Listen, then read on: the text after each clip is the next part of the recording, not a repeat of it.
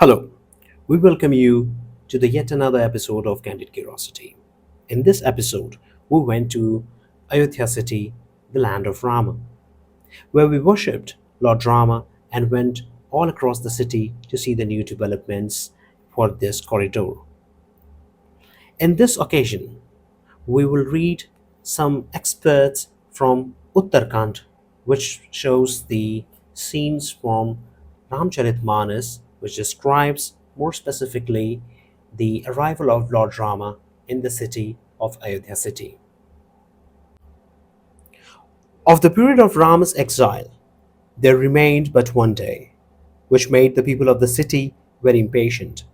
Wasted in body by sorrow of Rama's absence, men and women alike were plunged in thought everywhere.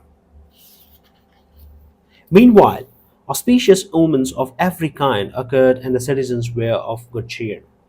The city itself brightened up in every part, as if to announce the Lord's coming.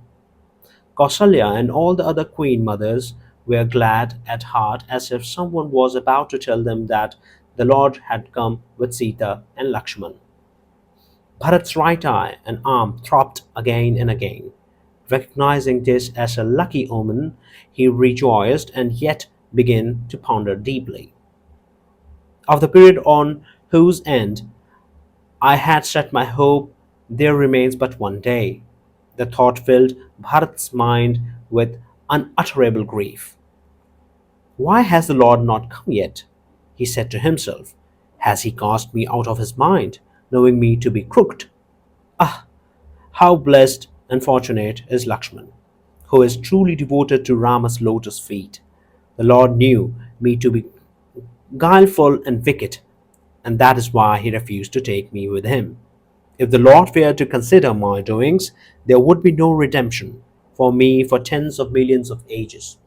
But the Lord regards not the offences of his servants, for he is the friend of the humble and most tender hearted.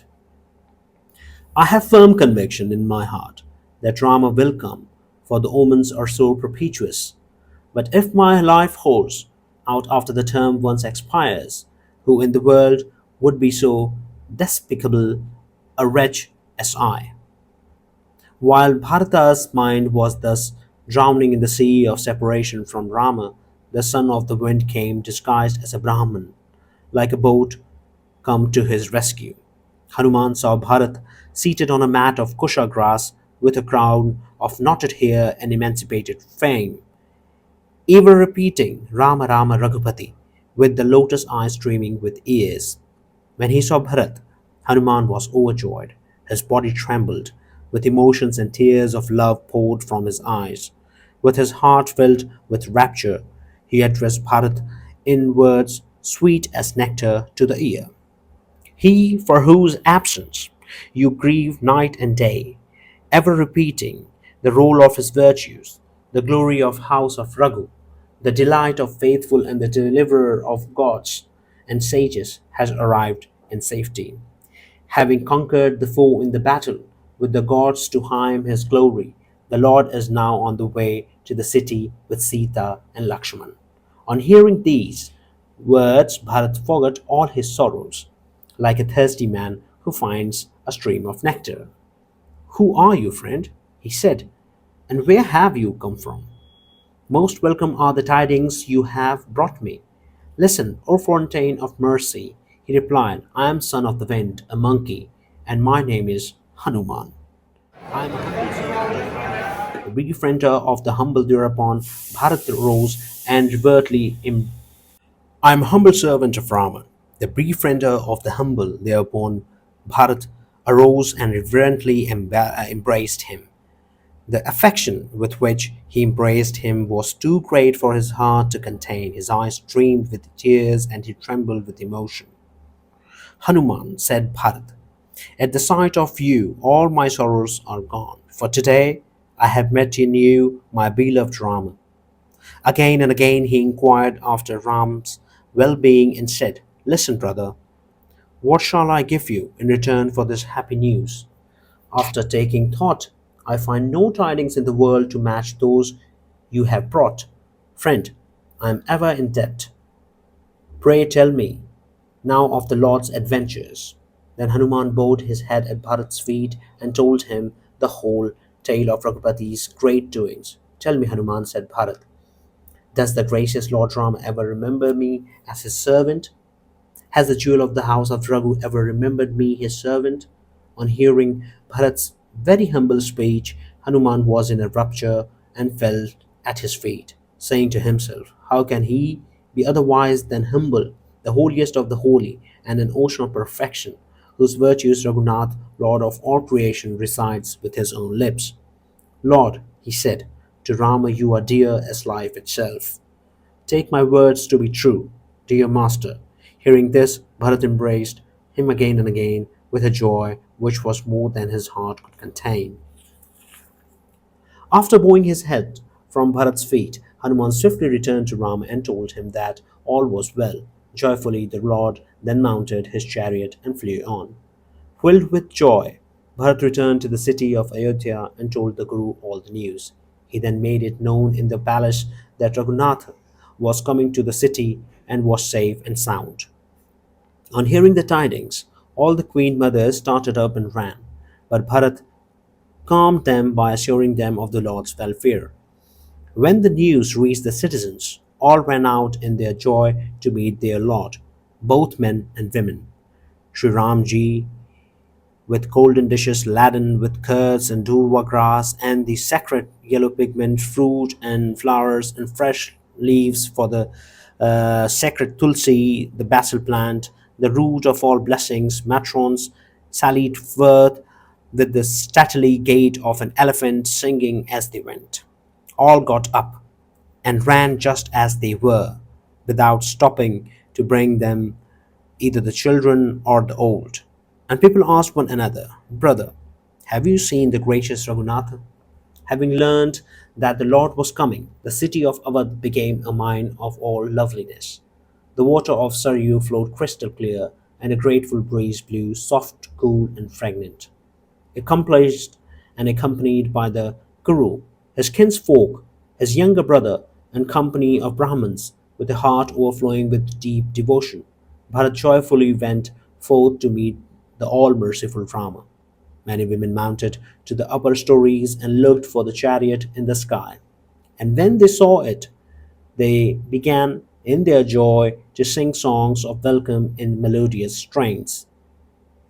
As the waves of the sea rise and swell at the sight of the full moon, so poured forth the women of the city with an uproarious rapture at the sight of Raghupati. Raghupati was the full moon and the Ayodhya the sea that swept along in boisterous rapture to behold him, and the women were like the waves. Meanwhile, Rama, who brought delight to the solar rays as the sun to the lotus, was pointing out the beauties of the city to the monkeys. Listen, Sugriva, Angad, and Vibhishan, Lord of Lanka. Ayodhya is the holy city, and this land a land of beauty. Though all you have extolled Vaikuntha, renowned in the Vedas and Puranas and known throughout the world, yet it is not so clear to me and not dear to me as this city of Ayodhya. And rare are they who comprehend this mystery. This lovely city is my birthplace. To the north there flows the holy Saryu, by bathing in which men effortlessly win a home near me. Very dear to me are the citizens of Ayodhya, a city that grants its inhabitants a home in my own heaven hereafter and is the abode of perfect bliss. The monkeys rejoiced to hear the Lord's word and cried, blessed is ऐसा Ayodhya. है यहाँ जहाँ महाबली आगे बैठे हैं और राम जी का पूरा परिवार पीछे बैठा है ये ऐसा तो ये महाबली हैं कौन? हनुमान जी। अच्छा, हनुमान जी को महाबली आप। हाँ। और क्या हुआ कि ऐसा क्यों है कि आगे क्यों महाबली या पीछे राम द्वारा क्यों पहली बार ऐसा है ऐसा इसलिए कि जब राम जी अयोध्या छोड़ के जा रहे थे जी। तो यहाँ के महाबली जो हनुमान जी है उन्हें यहाँ का राजा नियुक्त करके अयोध्या की। ठीक है। तो अयोध्या के राजा हनुमान जी हैं। तो सबसे पहले दर्शन हनुमान जी को तो उसके राम दरबार हुई सब चीज़। ये मुझे पता था कि मान्यता के बारे में कि सबसे पहले हनुमान जी का दर्शन होता है फिर राम जी का दर्शन होता है। ये मुझे इस मान्यता के बारे में पता था, लेकिन मुझे ये कहानी नहीं पता था कि उनको राजा नियुक्त किया गया था यहाँ पे। और वहाँ पे आश्चर्य कहानी काफ़ी मिलती रहती है। एक बार तो बम वाली कहानी मिली थी, जैसे कि बंदर ने तारा को डिफ्यूज कर दिया था। वो हाँ, कि हाँ। काला बंदर एक आता है, वो 10-5 सालों बाद दिखता है। क्योंकि उसके जब भी कोई डिस्क्रिप्शन शुभ कार्य होते हैं अंदर तो दिखाई देता है।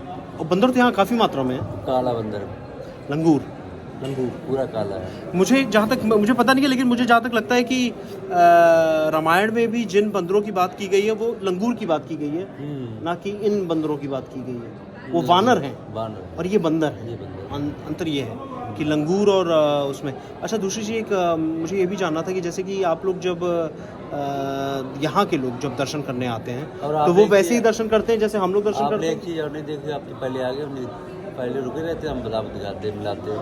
एक संत और सुबह जाते हैं वहाँ पे हनुमानगढ़ी, ठीक है। हनुमानगढ़ी के ये ठीक है। सीता रामदास महाराज। तो उन्हें कम से कम हो गए 30-40 साल है, अन्न नहीं खा रहे।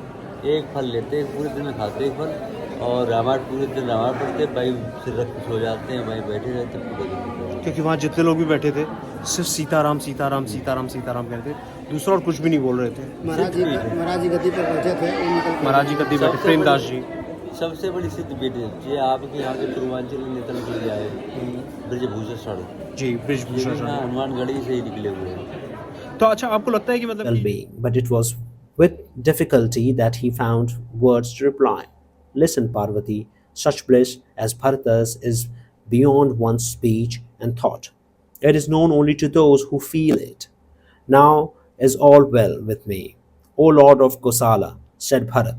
For seeing your servant distress, you have allowed him to see you, and have taken him by the hand, O gracious Lord, and rescued him when he was sinking in the sea of bereavement.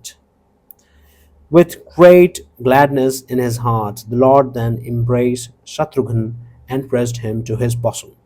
Next, the two brothers, Lakshmana and Bharat, embraced each other, their heart overflowing with love. Then Lakshman embraced Shatrughan, thus relieving each other of the intolerable grief of separation.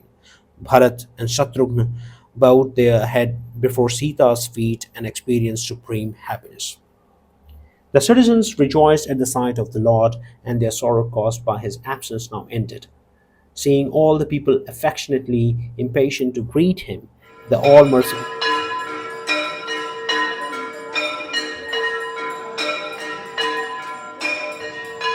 countless forms and greeted everyone with due ceremony, looking on them all with compassionate eyes. Raghubira made every man and woman supremely happy. In a moment, the blessed In a moment, the blessed Lord greeted them all. This was a mystery, Uma, which none could fathom. Having thus gratified all, Rama, the home of amiability and every virtue, went on his way. Kausalya and the other queen mothers all ran out to meet him, as cows that have lately calved run at the sight of their little ones, as cows that have recently calved and have been driven by force to graze in the woods, leaving their young calves at homes. Hurry on, lowing with dripping udders, towards the city at close of day. The Lord embraced all the queen mothers with the utmost affection and spoke many a tender word to them. The dread calamity that his absence had brought upon them came to an end, and they derived infinite joy and gratification. Sumitra embraced her son Lakshmana, remembering how devoted he was to Rama's feet. Kaikeyi too embraced Rama, but with her heart utterly ill at ease. Lakshmana too embraced all the queens and was delighted to receive their blessings.